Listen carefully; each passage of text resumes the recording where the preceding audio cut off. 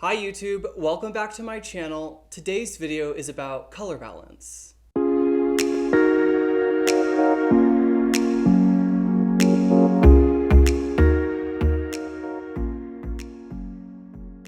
going to start with a quick crash course, but if you'd rather not, I pinned a comment with a timestamp below and you can skip straight ahead to the tutorial. But for the rest of us, what is color balance?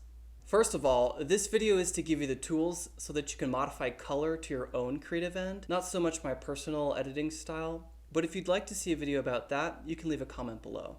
In a nutshell, color balance is the process of shifting hues and vibrancy in accordance to accurate rendition of color or for a creative effect. So hue being where red sits on a color wheel, is it closer to orange or is it closer to yellow? And vibrancy can talk about how bright that color is in that hue or how super saturated that color is. So in Photoshop, increasing vibrancy will saturate the muted colors in a photo, where increasing saturation will affect all the colors in a photo regardless of their value. Color balance is not to be confused with white balance. White balance is the temperature in Kelvin of the whites in a photo, which can be expressed in a tint of green or shifted towards pink. And while white balance can be adjusted for in camera, when you're color balancing, you're adjusting the algorithm, which is picked up by the camera's image sensor.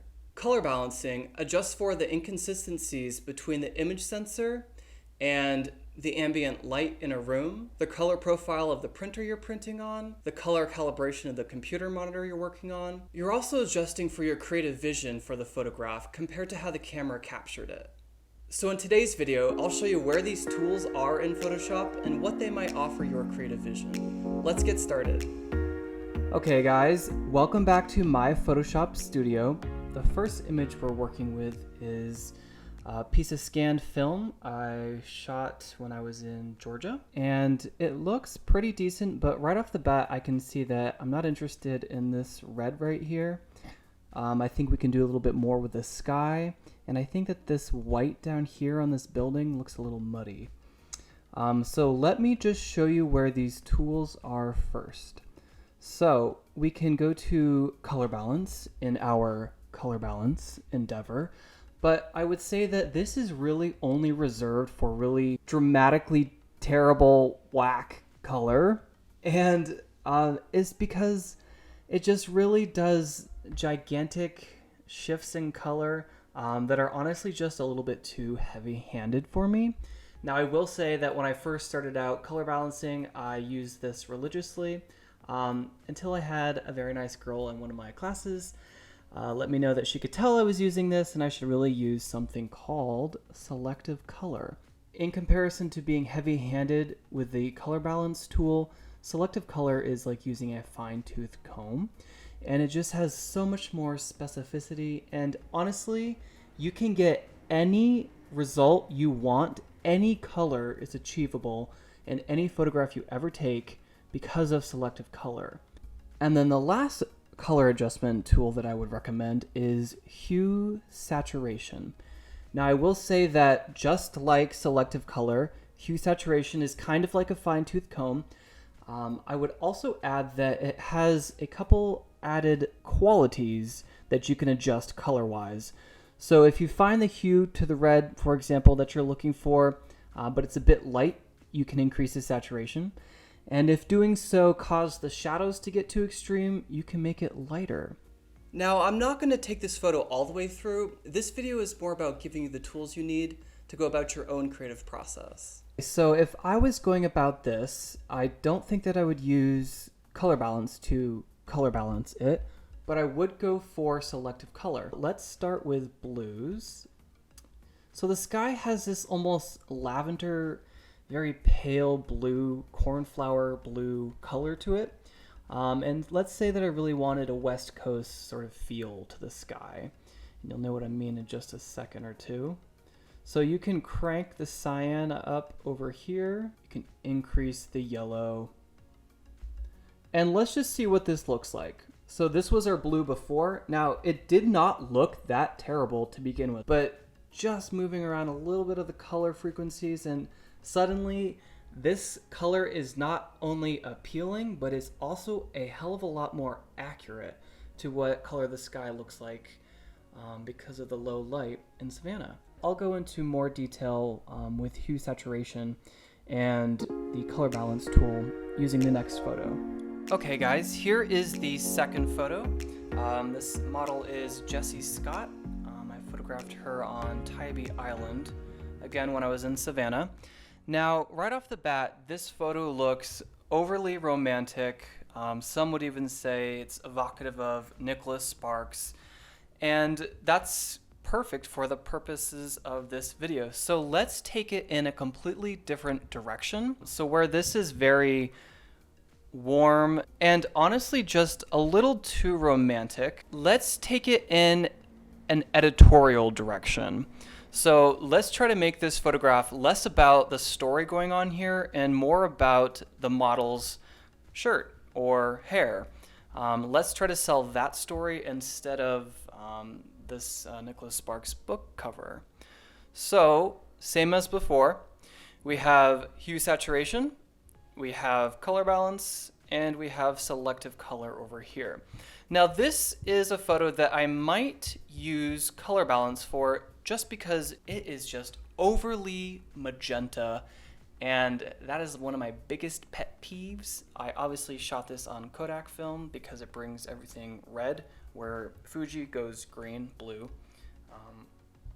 I don't know why I have that preference, but I do. Anyways, so shadows, midtones, and highlights are the three variables that we can alter using color balance as we color balance this photo. I'm gonna keep saying that, I just think it's really annoying. So, starting with the midtone, because it's the overall effect of the color, we're going to just start taking away red until it just starts to look a little cleaner and I can see distinction between colors. Specifically, I'm looking for the sky to turn just to blue or gray. I'm looking for the grass behind her to turn to green, and I'm looking for distinction between the color of her hair and the color of the shirt. Now, this already looks dramatically different. You might giggle, but it does. Maybe I'll zoom in. So this was before, and you see how the sky just has this purple, pink film over the top of it? We're trying to get that to a neutral. There we go. That showed up much better. And so I think that was a really good example of using color balance. So I'm going to move on just to selective color, and I'm going to see if I can do anything to pull out the blue in the sky just to give us some different color. So with selective color, I think that one of the biggest benefits is how you can change the color of your highlights and shadows, and that's by using white, neutrals, and black. So let's see if we can get rid of some of the pink in our highlights here. So the highlights will be on the shirt, in the clouds in the background, and the sand on the beach. And yes, so pulling this cyan is already making a dramatic difference. And honestly, from here, the editing game is subjective. I might go into hue/saturation just to see if I can take this overall hue in a different direction. So this would be going back to where we were at the beginning, and I want to sort of pull away from that. This is much better. We're not going to take this photo to the finish.